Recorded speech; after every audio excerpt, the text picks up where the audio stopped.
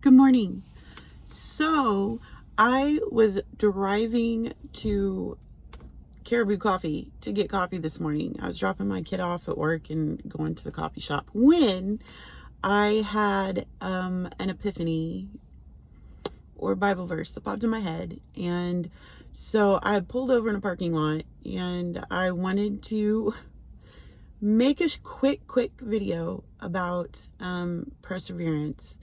And during my Bible study this morning at like 5, my quiet Bible time, which is like 5 in the morning, it was James 1:12, and I don't have it memorized, but it's telling you to persevere, so that you have to keep going even when you're under trial, so that you can put on the crown of life that God has promised to the people who love him. And it brings back my favorite Bible verse is Hebrews 10:36. And that's also, you must persevere in order to reap or collect all the promises that God has promised you, all the things that God has promised you.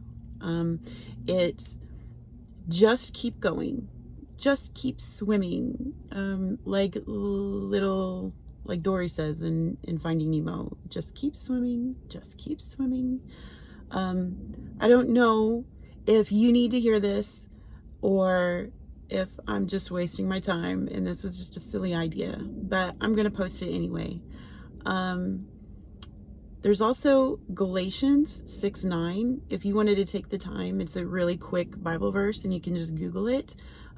It talks about also persevering, keeping going. Just don't quit. Don't quit.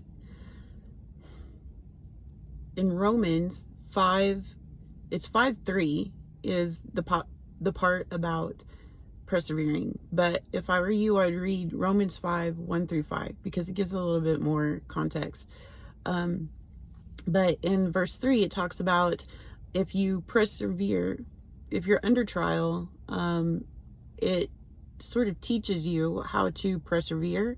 It builds character and it builds hope.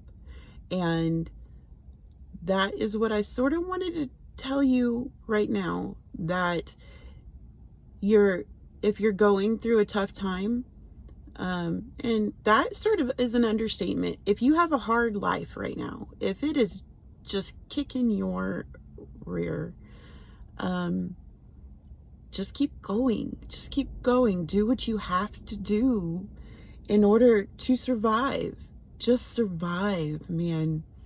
I remember growing up in the 80s and 90s, and when I was saved, or right before I was saved, which means I gave my heart to Jesus and decided to follow Jesus, I was young, and all these bright, shiny Christian people told me that, or implied that once you become a Christian, that life is just smooth sailing, and you're gonna be happy and have the joy of the Lord all inside of you all the time.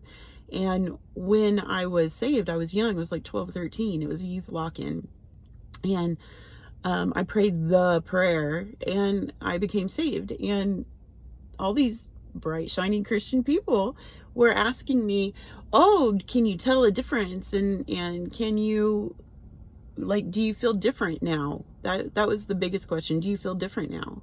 And no, I didn't. And to be honest, I thought something was wrong with me because I wasn't that bright, shiny Christian that wanted to go out and save the world and be a Bible thumper. I've heard that expression, and that's kind of an insult, and I apologize, but it's like hit the pavement and knock on doors. And no, I didn't want to do that. And I didn't have that life altering single moment. It was something that, and I thought that I had something wrong with me, and maybe I did, but in my personal story, it was more of just reading the Bible and just something that you persevere every day and you keep going every day, whether you think something's wrong with you, whether your life sucks, whether just keep that little bit of perseverance, just surviving day to day, just doing the right thing, just praying and working on a relationship with Jesus. And eventually things started, like, the switch flipped in my head, and that's when it was a life-altering moment. And was that when I was saved? No, I was saved before then. It just took a while of me reading the Bible for my perspective to change.